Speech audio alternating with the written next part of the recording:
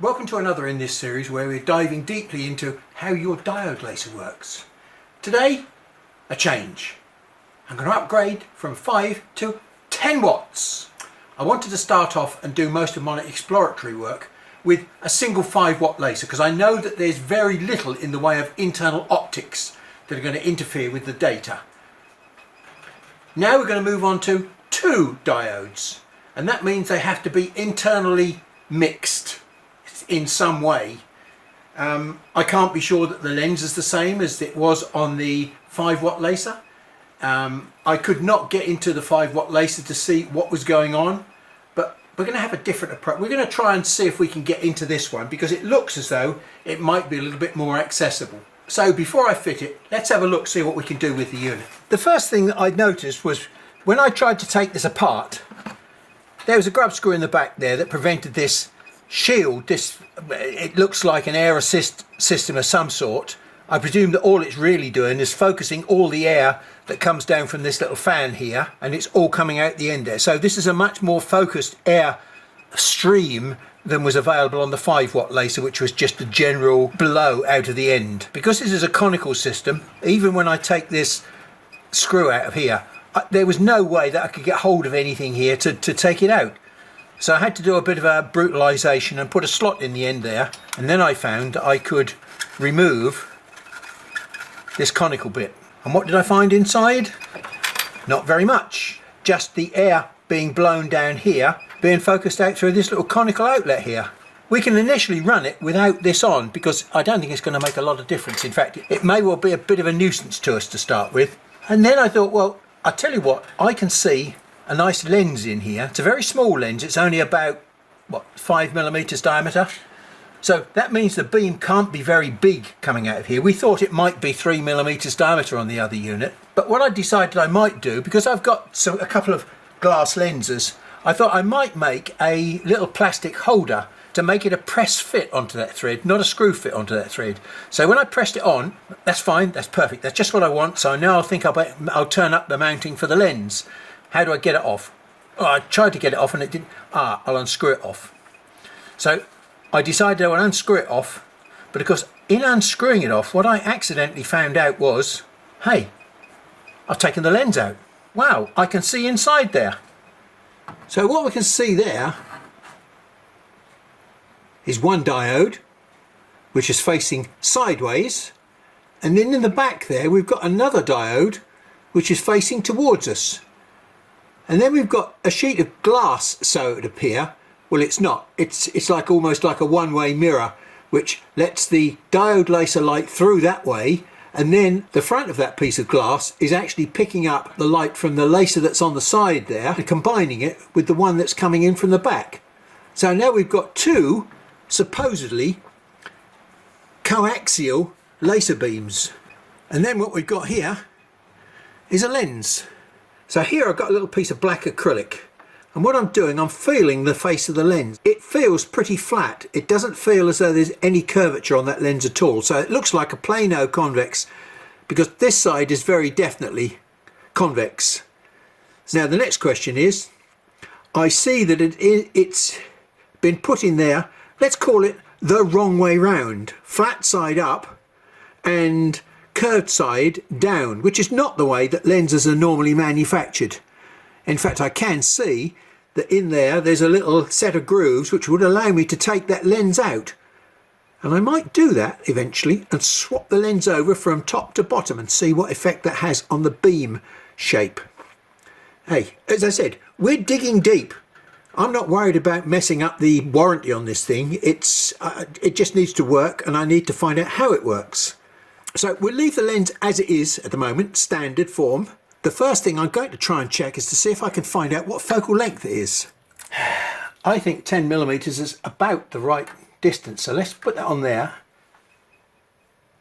and see what that looks like. Another 3mm. Have I got a piece of 3mm clear acrylic? And I would say that's just about on focus now. You're looking through that lens with me now, and you can see how that hole is in focus. 4.4 plus 12.6. So that very conveniently tells me that the focal length on that lens is 17mm, which is rather weird. That's really very weird and tells me a lot about how this lens is being used. Now the reason why I'm saying that's very weird is because when I put the air assist nozzle back on there, we'll try and measure the depth of the lens inside there now. 23.87. But hang on, you saw me get that lens, and that lens is a 17mm focal length lens, but it's set 23mm, nearly 24mm up inside the nozzle. So we just take 4 screws out of here. I made all these back plates previously to fit on this mounting plate here. So my heads, it's a very easy job for me to just swap these over now. Now this is my air assist pipe in readiness for whatever, whenever. So let's turn some power on and see what happens. I've got no idea what's going to happen, when and how. So let's give it a quick pulse. Wow, I just put my safety glasses on. The only way I'm ever going to get a laser beam in my eye is if I can get my eye underneath there. And I don't think I've got any intention or capability of doing so. The danger is not the laser beam itself. The danger is the intensity of the light that is produced. So that's why you need your safety glasses on. And my very expensive safety glasses here, which I think are £2 sunglasses. A normal CO2 laser, you can just use clear safety glasses because there is not much by way of light, physical light intensity, which is going to damage your eyes. But for this, we need to protect our eyes against the glare. There we see that we've got a little spot. So let's raise the head up a little bit, quite a lot. And we see whether the spot has got bigger or smaller. I think it's got a little bit smaller. Let's go up a little bit more. It's getting bigger now, so we really want to go down. And it's even smaller. I can smell plastic burning. I may be firing my fan underneath. I'm going to change the spot to 25 milliseconds. Let's see if we can get you in a little bit closer to watch what's happening to the pulse. I'm going to drop it down again. And that's an even smaller pulse. Drop it down again. And that's even smaller. And down again. That one there, it's a bit bigger. So let's see if we can get a little bit closer to that one to compare it. I would say they're all much of a muchness, to be honest.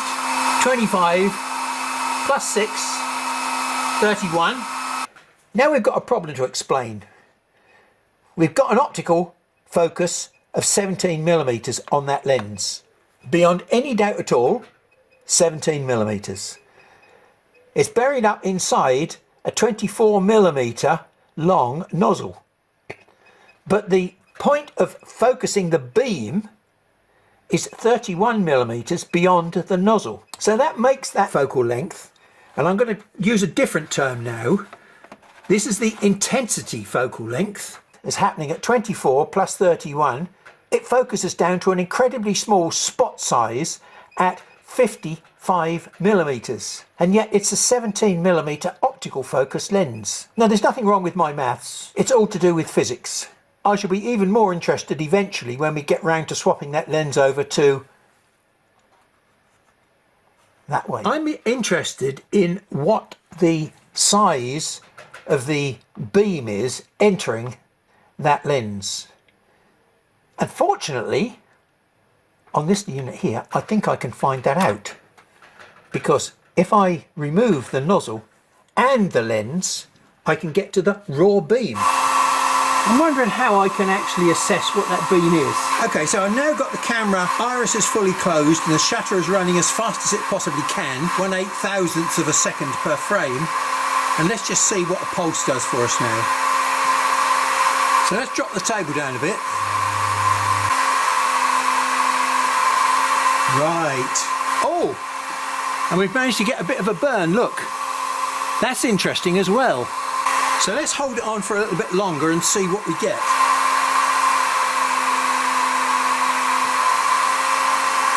Good, good, good. So we managed to make quite a decent scorch mark on there. 1, 2, 3. Do we see something there that's interesting? 21mm. So that's 20mm, 25 and 15. is 40 mil, double the length. And now we'll run the same test again, what distance those two spots are apart, because I'm going to try and triangulate those two spots back to see where they happen to be at the lens itself.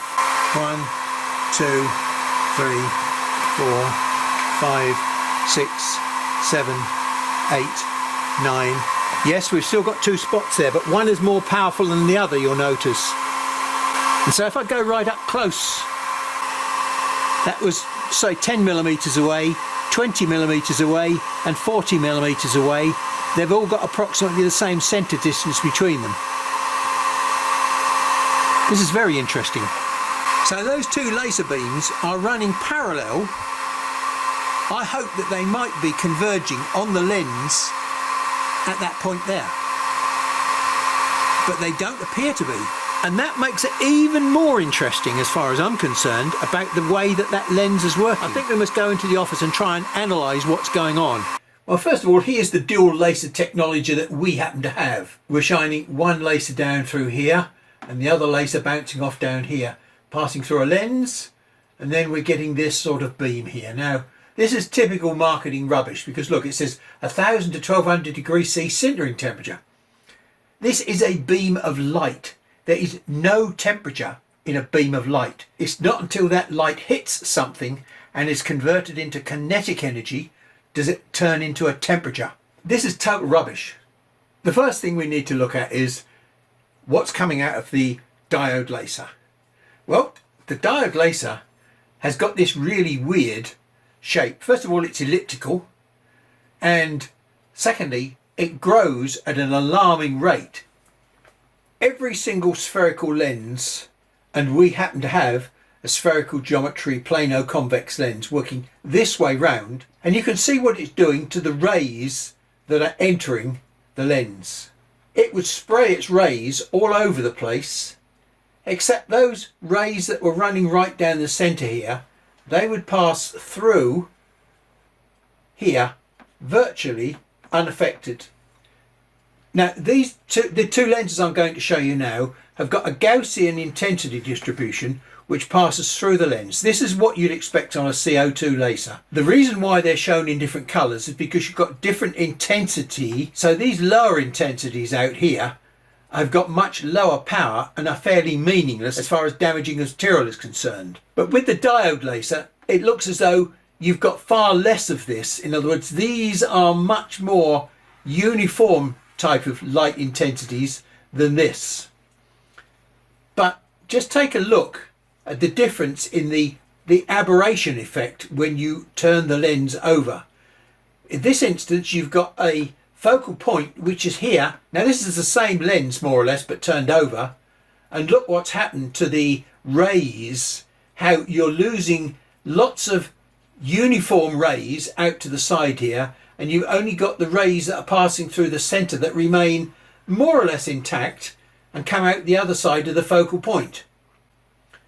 So in this instance, you've got a concentration of just the central rays, whereas in this instance, you've got a concentration of all the rays coming in from all parts of the lens to focus into a much smaller area. I've checked all the beams now.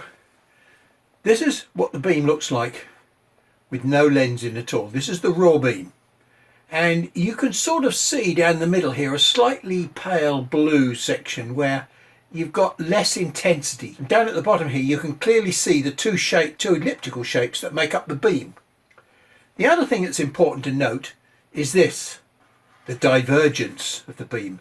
I mean, that's pretty horrendous. That's probably what, 4 or 5 degrees divergence? In this image here, all the rays are coming in parallel.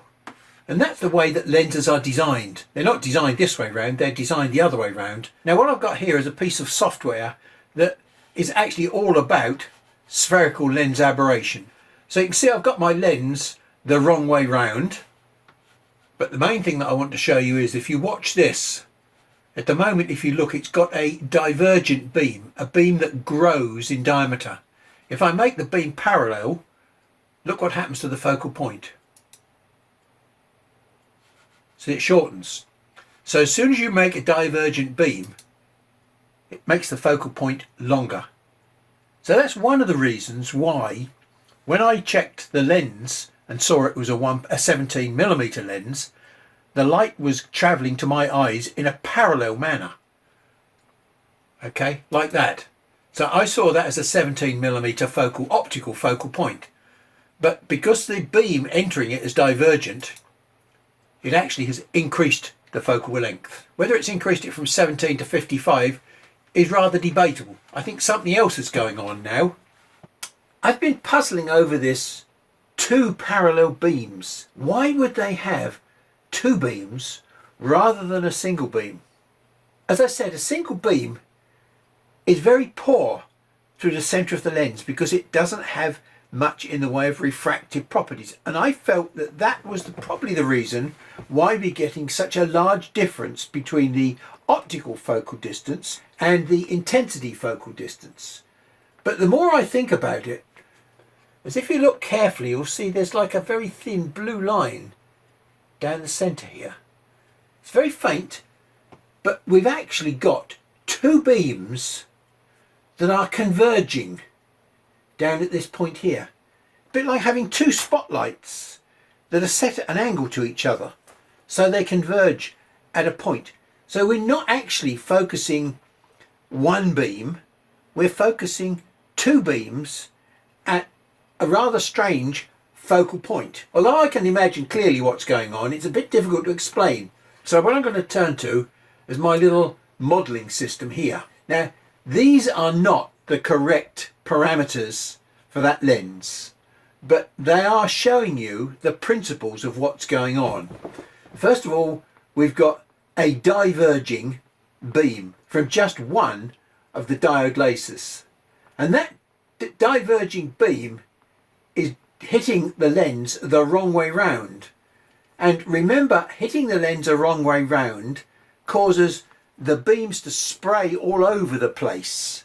But in this case, they're not spraying all over the place, but they're not concentrating into the right position to give a focal point. If we take a look at what's happening here at what appears to be the focal point, you'll see that the rays are not actually forming any focal point at all. Now we've got another set of rays that are coming in from the other side to make this focal point. So we've got two sets of rays which are getting really seriously mixed up. So all the photons will be vibrating at the same frequency at this point and probably still coherent, i.e. all phase locked.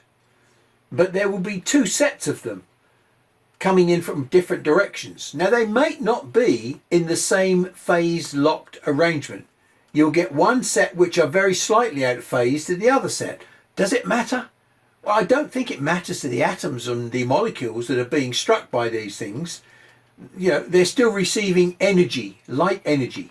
Because when we look at this beam, it looks as though the intensity focus is somewhere down here, right near the bottom. Now this is about 100mm tall, this. So it means that we've got a beam which is focused about 100mm below the lens. So what we're going to have to do now, we're going to have to sample this beam at maybe 2mm intervals all the way down to 100mm or more to see what the profile of this beam is. Can we see two energy spots up here gradually converging down to a single energy spot here? When we turn the lens around, I get a much wider beam, which was a bit of a surprise to me. But then again, this was not a single beam. This was basically two beams that were being focused here. So this lens did not work the way round that I expected, because it was not made up of a single beam. And so if we go back to my modeler and we change this lens orientation from what it is at the moment to the other orientation which I've just shown you, let's see what happens to the beam. You see what I mean? It gets a lot thicker. Now that's slightly exaggerated because that's almost a parallel beam. So let's go and hunt the focus point down for this pair of beams, because it's not a single beam. And this is a new situation that I've not encountered before in my work with lenses. Well, I've done our focus test on the lens. That dimension there is 136 millimeters from the lens.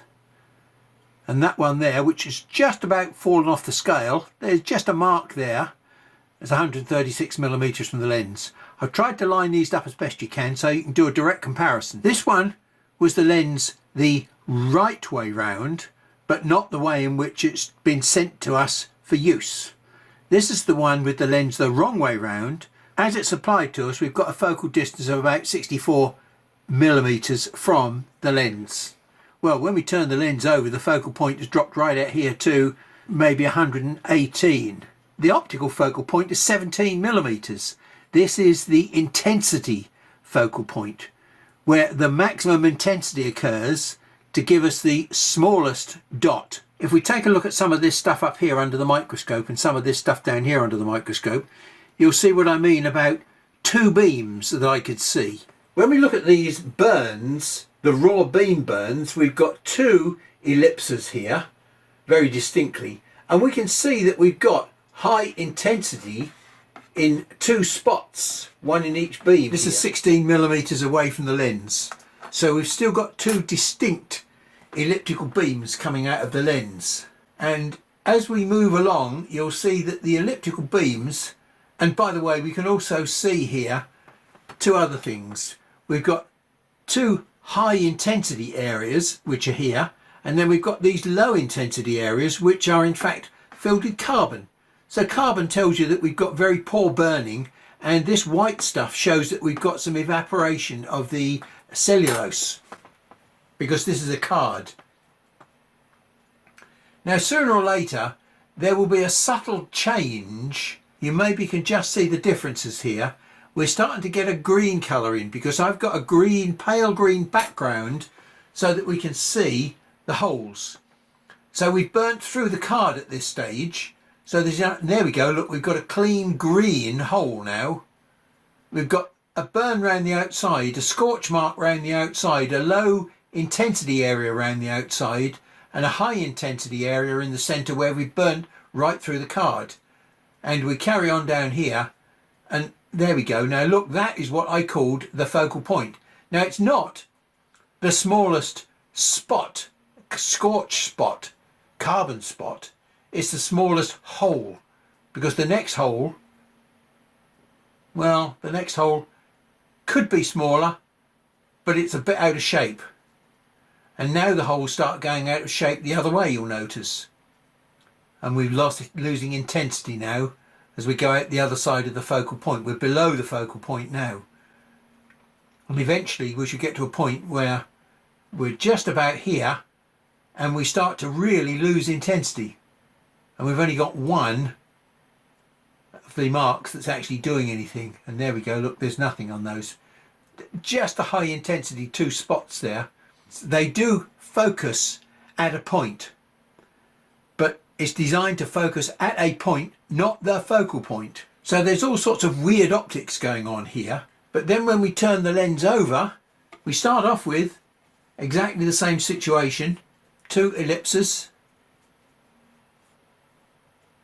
that gradually turn into a sort of a square, but you can still see the two ellipses sitting in there.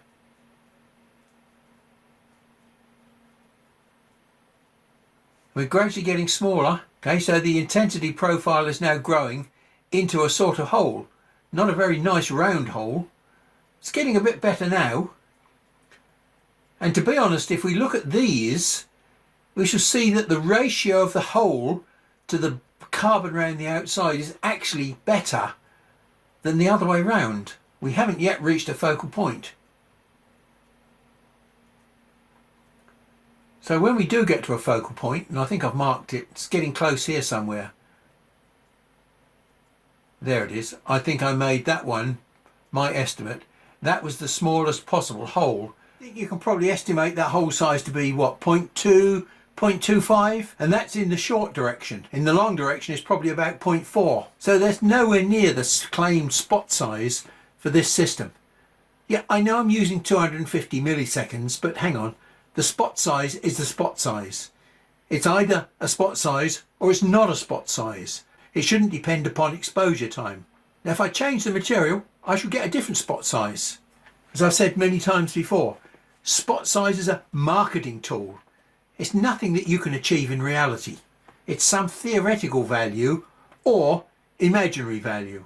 Now I know this is a piece of card only, not a piece of wood, but it gives us a comparison of a different orientation of the same lens with the same laser beam. And if we look at the two results when we turn them over, we've got a range of penetration there on the back side of this card, and we've got a much longer range of penetration here, and we haven't gone beyond the focal point very much. So the chances are this is much better cutting than this one. There's lots of interesting and fascinating things to be found out now that we've got two diodes arranged in this way. I thought this might be just a boring step-up exercise, but no, this is a whole new world.